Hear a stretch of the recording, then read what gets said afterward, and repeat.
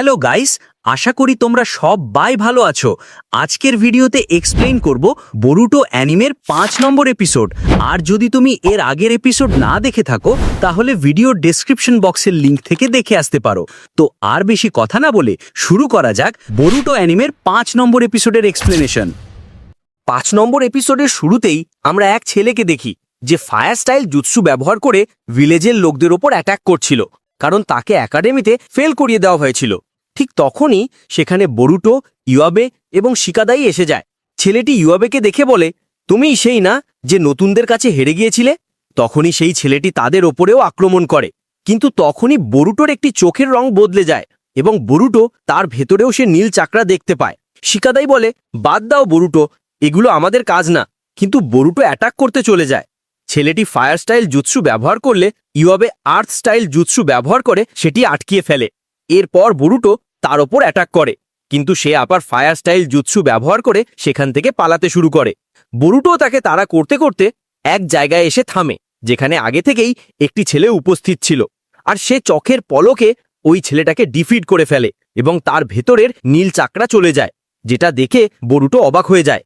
এরপর সিনে আমরা দেখি একাডেমি ভেঙে গিয়েছিল বলে সবাই বাইরে ক্লাস করছিল। শিনো সেন্সেই সমস্ত ছাত্রদের নতুন এক স্টুডেন্টের সাথে পরিচয় করিয়ে দেয়। বরুটো আর ইওয়াবে তাকে চিনে ফেলে। সে ছেলেটি বলে, আমার নাম মিৎসুকি, আমি হিডেন সাউন্ড ভিলেজ থেকে এসেছি। তখন শিনো বলে যে একজন শিনোবি হিডেন সাউন্ড তৈরি করেছিল আমাদের গ্রাম ধ্বংস করার জন্য, কিন্তু সেগুলো অনেক আগেকার কথা। এখন ওই ভিলেজ নতুনভাবে তৈরি হয়েছে এবং তাদের সাথে আমাদের ভালো সম্পর্ক রয়েছে। সবাই ভাবছিল মিৎসুকি কেমন ধরনের জুৎসু ব্যবহার করে। ইওয়াবে তার সাথে ফাইট করতে চাচ্ছিল, আর মেয়েরা মনে করছিল মিৎসুকি অনেক হ্যান্ডসাম। তারপর শিনো সেন্সেই মিৎসুকিকে বসতে বলে, কিন্তু মিৎসুকি বরুটোর পাশে গিয়ে বসে। মিৎসুকি বরুটোকে বলে, আমি কি তোমার পাশে বসতে পারি? বরুটো বলে, হ্যাঁ অবশ্যই, আমার নাম বরুটো উজুমাকি, তুমি আমাকে যে কোনো কিছু জিজ্ঞাসা করতে পারো। মিৎসুকি বলে, যে কোনো কিছু জিজ্ঞাসা করতে পারবো? বরুটো বলে, হ্যাঁ। তখন মিৎসুকি বলে, আমরা ক্লাসরুমের বাইরে ক্লাস করছি কেন? ইনোজিন বলে, কোনো একজনের কারণে আমাদের বাইরে ক্লাস করতে হচ্ছে। এরপর শিনো বরুটোকে একটি অঙ্ক দেয়। বরুটো খুব সহজেই সমাধান করে ফেলে, কিন্তু সে শিনো সেন্সেই শেখানো ফর্মুলা ব্যবহার করেনি। এজন্য সেন্সেই রেগে যায় এবং বরুটোকে একটা খুব কঠিন অঙ্কের সমাধান করতে দেয়, যা বরুটো পারছিল না।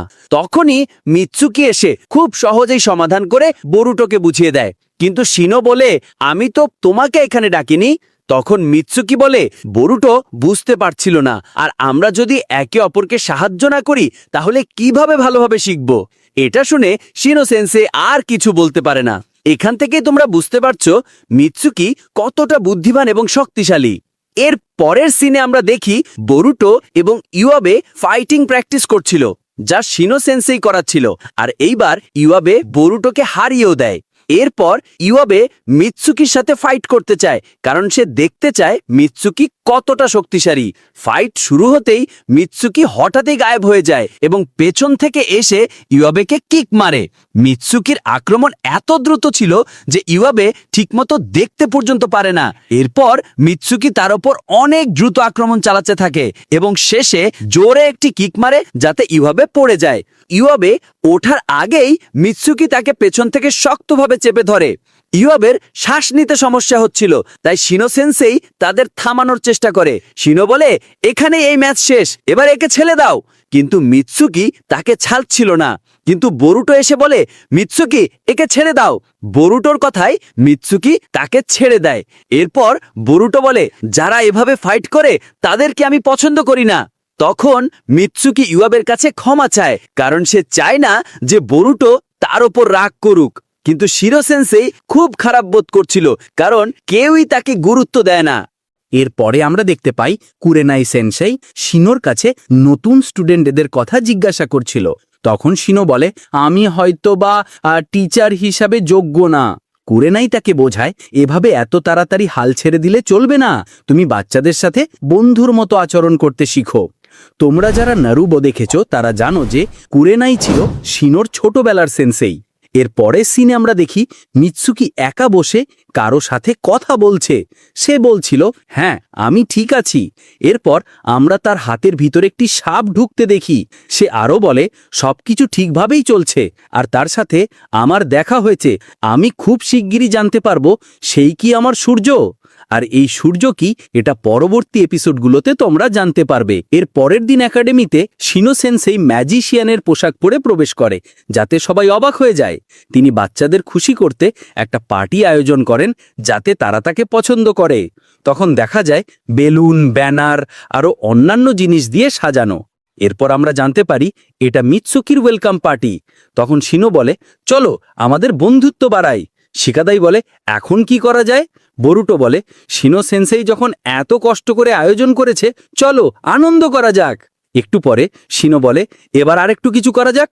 এরপরে দেখা যায় অনেকগুলো পুতুল চারিদিক থেকে এসে পড়ে, কিন্তু সব গন্ডগোল হয়ে যায়, কারণ এক মেয়ে একটি পুতুলকে জড়িয়ে ধরে আর ওর ভেতর থেকে একটা পোকা বেরিয়ে তার মুখে বসে। সে এত জোরে চিৎকার করে যে বাকি সব পোকাগুলি বেরিয়ে আসে এবং নিয়ন্ত্রণের বাইরে চলে যায়। তোমরা যারা নারুটো দেখেছো তারা জানো যে শিনো আবুরামে এই ক্যারেক্টারের জুৎসুই হলো পোকামাকড় কন্ট্রোল করা। এরপর আমরা দেখি সবাই পোকামাকড়ের জন্য অতিষ্ঠ হয়ে পড়েছে। তখন শিনো বলতে থাকে, এরকম তো হওয়ার কথা ছিল না, এরকম হচ্ছে কেন? এরপর মিৎসুকি একটি পোকা হাতে নিয়ে বলে, ও এই তাহলে আবুরামে কিলানের সেই বিখ্যাত পোকা বুলি। তখন ডেঙ্কি মাটিতে বসে বলতে থাকে, কেউ কিছু করো এই পোকাগুলোর। মিৎসুকি বলে, তুমি কি চাও আমি কিছু করি? ডেঙ্গি বলে, হ্যাঁ। এরপর মিৎসুকি উইন্ড স্টাইল ব্যবহার করে সব পোকা উড়িয়ে দেয়, কিন্তু এর ফলে একাডেমির সব সাজানো জিনিসগুলি এবং আশেপাশের কিছু জিনিস থচনচ হয়ে যায়। আর শিনো সেনসেই আবার এর জন্য ক্ষমা চাইতে বাধ্য হয়। তখন সবাই বলতে থাকে, একসময় শিনো সেনসেই নাকি অনেক পাওয়ারফুল ছিল, কিন্তু সে এখন এরকম হয়ে গেছে। শিকাদাই বলে, এভাবে বলো না, সে মিৎসুকিকে ওয়েলকাম করার জন্য কত কিছুই না করেছে। এদিকে শিনো খুব দুঃখী হয়ে পড়ে এবং পরের দিন ক্লাসেও আসেন না। বরুটো বলে, আমাদের তার কাছে ক্ষমা চাওয়া উচিত। ঠিক তখন বরুটো একাডেমির দিক থেকে ভাঙচুরের শব্দ শুনতে পায়। বরুটোরা সবাই দৌড়ে সেখানে যায়। তখন বরুটো আবার সেই নীল চক্রা চোখে দেখতে পায়। বরুটো এটা দেখার পরে বলতে থাকে, আমাদের কিছু একটা করতে হবে। তখন হঠাৎ করে মিৎসুকি উপস্থিত হয়। মিৎসুকি বলে, ও তাহলে তুমিও এটা দেখতে পাও? যাকে দেখে শিকাদাই সন্দেহ করতে থাকে এই সব ঘটনার পেছনে মিৎসুকির হাত আছে কিনা। এরপর তারা ভিতরে ঢুকে দেখে একজন মানুষ লাগাতার কাঠ ছুঁড়ে মারছে। সারাদা তার মনোযোগ সরানোর চেষ্টা করে এবং শিকাদাই নিজের শ্যাডো প্যারালাইসিস জুৎসু ব্যবহার করে তাকে থামিয়ে দেয়। ইউয়াবে তার নিনজা টুল দিয়ে তার মাথায় আঘাত করে যাতে সে পড়ে যায়, কিন্তু কিছুক্ষণ পর সে আবার উঠে দাঁড়ায়। এরপরে সে আবার আক্রমণ করার আগেই বরুটো তাকে পিছন থেকে ধরে ফেলে। তখনই লোকটি পুরো নিয়ন্ত্রণ হারিয়ে ফেলে এবং তারা দুজনেই নিচে পড়তে থাকে। কিন্তু মিৎসুকি উইন্ড স্টাইল জুৎসু ব্যবহার করে সবাইকে বাঁচায় এবং তখন লোকটি নীল চক্রা বের হয়ে যায়। এতে বরুটোর মিৎসুকির উপর বিশ্বাস বাড়তে থাকে। এর পরের সিনে দেখি ওই লোকটিকে ধরে নিয়ে যাওয়া হচ্ছে। অন্যদিকে শিনো সেনসেই নিজের উপর রেগে যায়, কারণ ক্লাস একদিন বন্ধ রাখার জন্যই বাচ্চারা বড় বিপদে পড়েছিল। শিনো বলতে থাকে, আমি টিচার হওয়ার যোগ্য না। এরপর একাডেমির প্রিন্সিপাল শিনো সেনসেইকে অফিসে ডেকে বলে, আমি জানি ওই ক্লাসে অনেক দুষ্টু ছেলেমেয়ে রয়েছে। যদি তোমার উপর অনেক চাপ হয়ে যায় আর তুমি সামলাতে না পারো, তাহলে আমি তোমার জায়গায় অন্য সেন্সেই রাখব। শিনো সেনসেই মন খারাপ করে চলে যেতে থাকে আর সে পুরো ভেঙে পড়ে এবং ভাবতে থাকে, কি করলে তারা আমার কথা শুনবে? তারা তো আমার কোনো গুরুত্বই দেয় না। এই সুযোগে সেই রহস্যময় নীল চক্রা শিনো সেনসেইয়ের ওপর হঠাৎই ভর করে। এরপর আমরা দেখি শিনো বলছে, ও আচ্ছা, এবার বুঝতে পেরেছি আমার কি করতে হবে। এর পরের দিন আমরা দেখি বরুটো, শিকাদাই ও মিৎসুকিকে দেখি, যারা জঙ্গলে গিয়েছিল কারণ শিনো সেনসেই তাদেরকে সেখানে ডেকেছিল আর তারা শিনো সেনসেইয়ের জন্য অপেক্ষা করছিল। এরপর তারা দেখে শিনো সেনসেই জঙ্গলের ভিতর থেকে তাদের দিকে আসছে এবং শিনো বলে যে তোমাদের অপেক্ষা করানোর জন্য দুঃখিত। চলো এখন আমাদের ফাইনাল লেসন শুরু করা যাক। আর এখানেই এই এপিসোড শেষ হয়ে যায়। তো গাইজ, এই ছিল 5 নম্বর এপিসোডের এক্সপ্লেনেশন। আর পরবর্তী এপিসোডগুলি মিস না করতে চাইলে আমাদের চ্যানেলটাকে সাবস্ক্রাইব করে বেল আইকন অবশ্যই অন করে রাখবে, নয়তো পরের এপিসোডগুলি আপলোড করলে খুঁজে পাবে না। আর যদি ভিডিওটি ভালো লাগে তাহলে ভিডিওটিতে লাইক করে দিও। সবাই ভালো থাকো, দেখা হবে পরের ভিডিওতে।